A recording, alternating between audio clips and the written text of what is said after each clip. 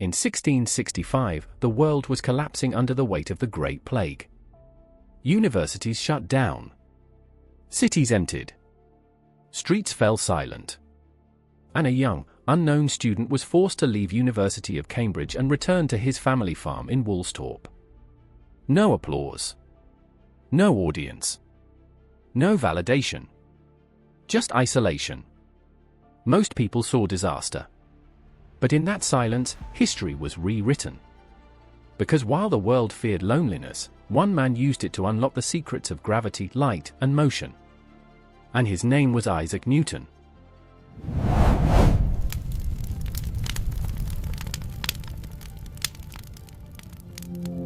What if the breakthrough you're waiting for is hiding inside your solitude?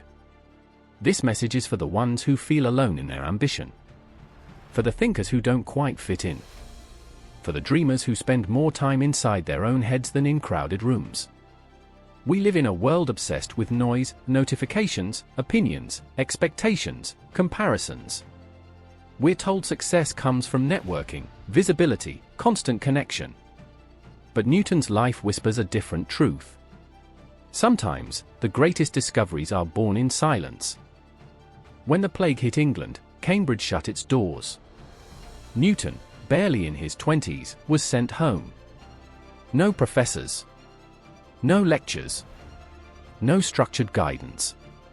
Just fields. Trees. Quiet. For nearly 2 years, he lived in isolation at Woolsthorpe Manor. No recognition. No praise.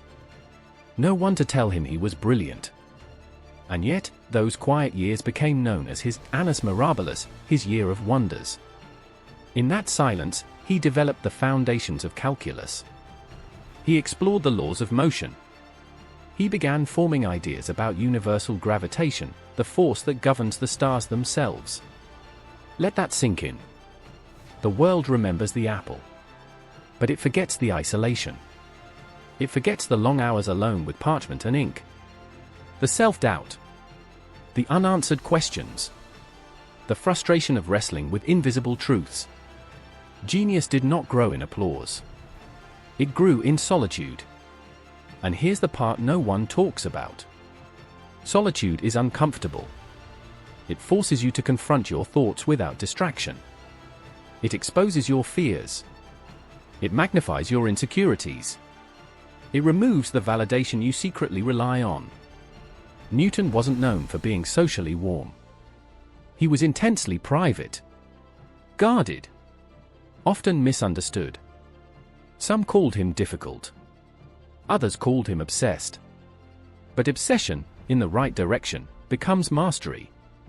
While others chased conversation, he chased clarity. While others sought company, he sought understanding. And in doing so, he changed the world. Here's what most people get wrong about solitude. They confuse it with loneliness. Loneliness says, no one is here for me. Solitude says, this space is mine.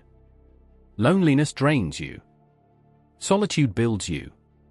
There is a sacred power in stepping away from noise long enough to hear your own mind think. When you remove constant input, your brain begins to create. When you stop reacting, you start imagining. When you are not performing for anyone, you begin discovering who you truly are. Newton's breakthroughs didn't happen because he was surrounded by brilliance. They happened because he was alone with his questions. And that is terrifying for most people. Because sitting alone means sitting with uncertainty. It means facing the possibility that you might fail without anyone watching. It means building something no one understands yet. But that's where originality is born. If you're always in the crowd, you'll only ever echo the crowd.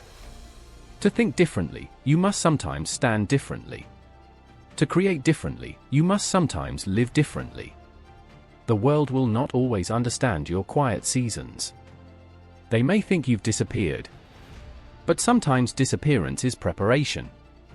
Imagine Newton standing under that apple tree. Not as a legend. Not as a symbol. Just a young man wondering why the apple fell downward and not sideways. That simple question, asked in silence, led to a law that governs planets. Here's the realization. Your quiet season is not a punishment.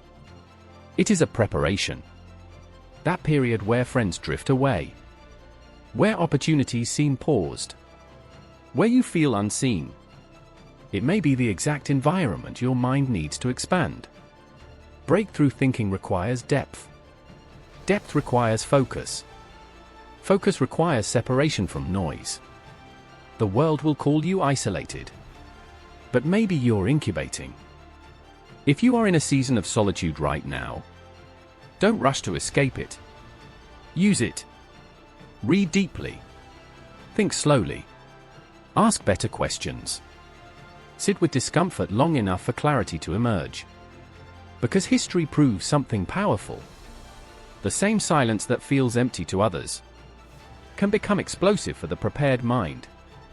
Newton didn't need a crowd to change the world.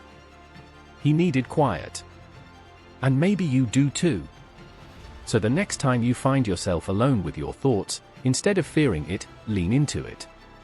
Because the breakthrough you're waiting for might not be in the noise. It might be waiting for you in the silence. And sometimes, the loneliest seasons create the loudest impact.